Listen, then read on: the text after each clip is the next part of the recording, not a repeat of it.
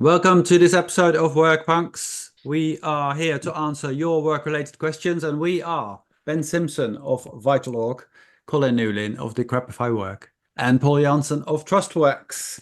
Today's question is for Ben. Okay, right. So this is one of my favorite subjects.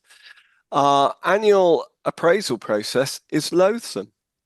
A 10-page process that manages to be patronizing and passive aggressive at the same time. We all dread it.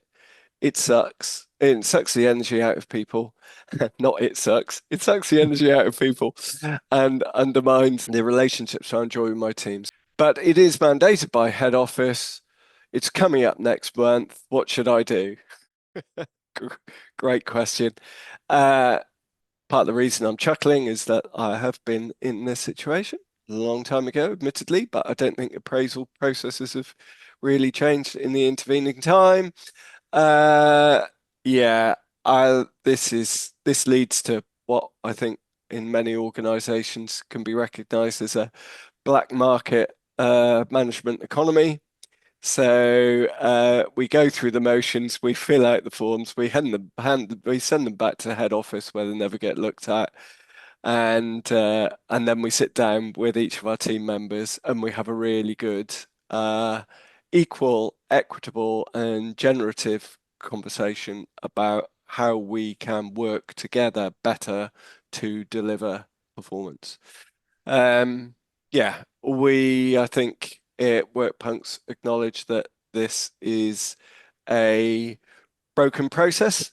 The idea of reviewing performance every 12 months is crazy. And I think the other kind of key baked in point of failure with these is they mix up judgment on one hand and development and improvement on the other.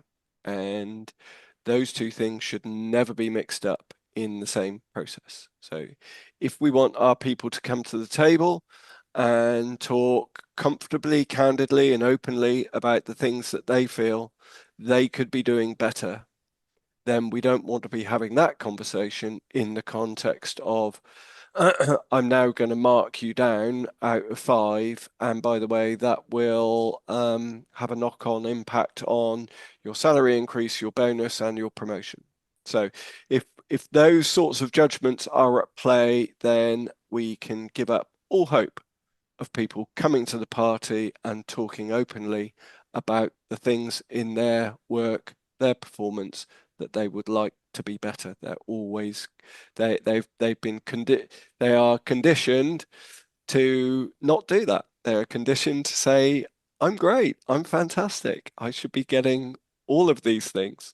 So yeah, it's wrong on so many levels. The alternative is just to have good conversations, all focused on raising our game in the absence and completely separate from judgment and evaluation would be my headline.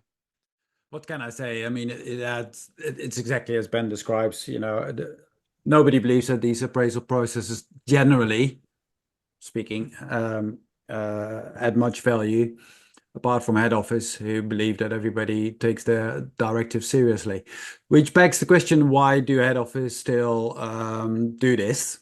Um, in some sectors, this is required by the regulator. So I know in especially in the health world, the healthcare world, this is something that has something to do with your ongoing certification as medic, for instance. So of course, that doesn't mean that it's not a box ticking exercise also for them to a certain extent. But of course, it also allows you to continue to practice. So no wonder that doctors will take it a little bit more seriously, perhaps.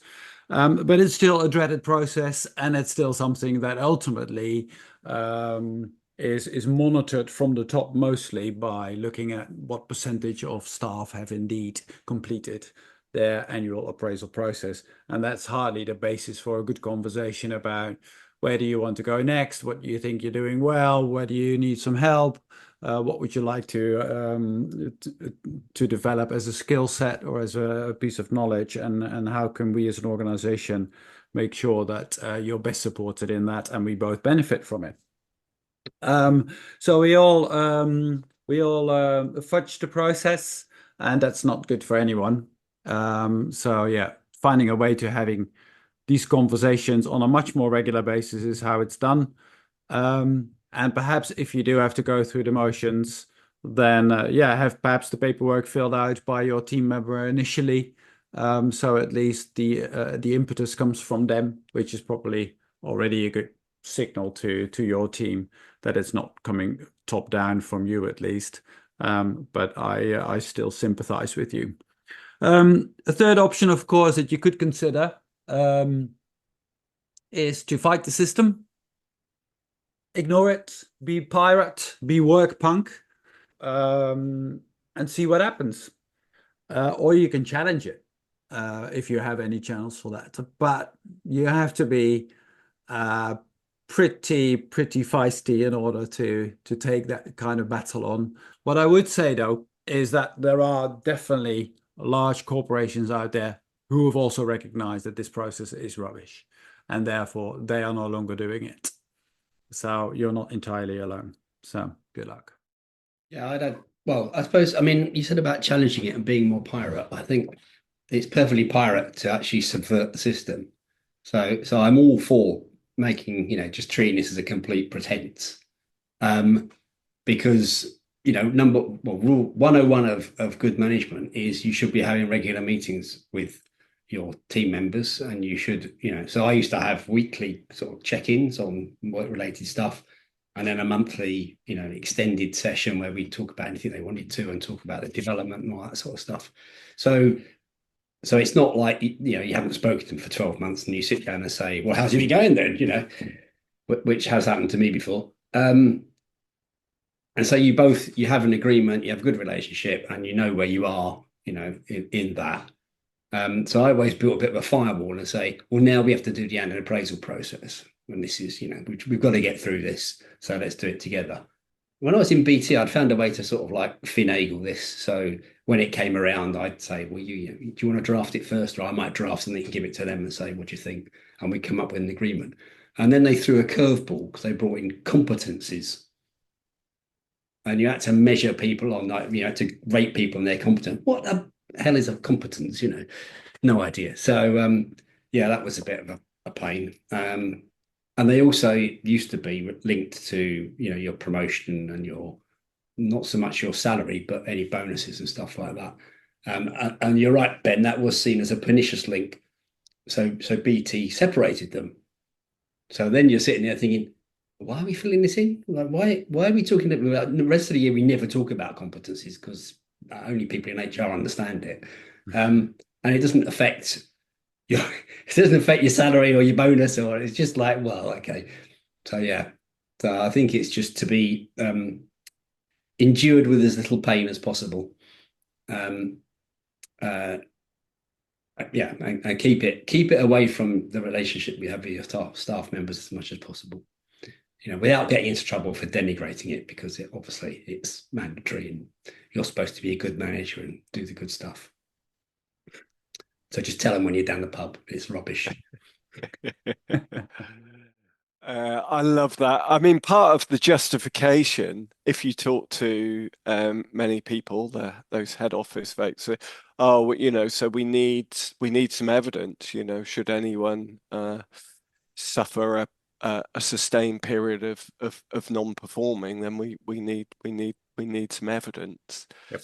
And I was having a conversation with a lady who's been a employment lawyer for 35 years. And I was talking to her about this exact subject, and she said, in 35 years of practice, I have never, ever, ever used the content of an appraisal in a proceedings. Never, ever, ever. So I know single point of data, but it is 35 years worth of data. So it's interesting, isn't it, that is often held up as, we need a we need a paper trail, don't we, of how this person's performance has slid backwards over time. And yeah, when push comes to shove and things get legal, they only help you anyway. So just don't do it. The other side of this, though, is I guess sometimes it's used for things like stack ranking, which is a particularly pernicious form of corporate bullying. So you have to be, I have every sympathy for someone who's stuck in a system like that and having to be a manager using these ridiculous processes to do something quite nasty. Right. So good luck with that. We hope that this somewhat subversive advice will stand you in good stead. Well, thank you for listening and watching. We hope you enjoyed this episode, and we hope to hear you next time. Bye. Cheerio.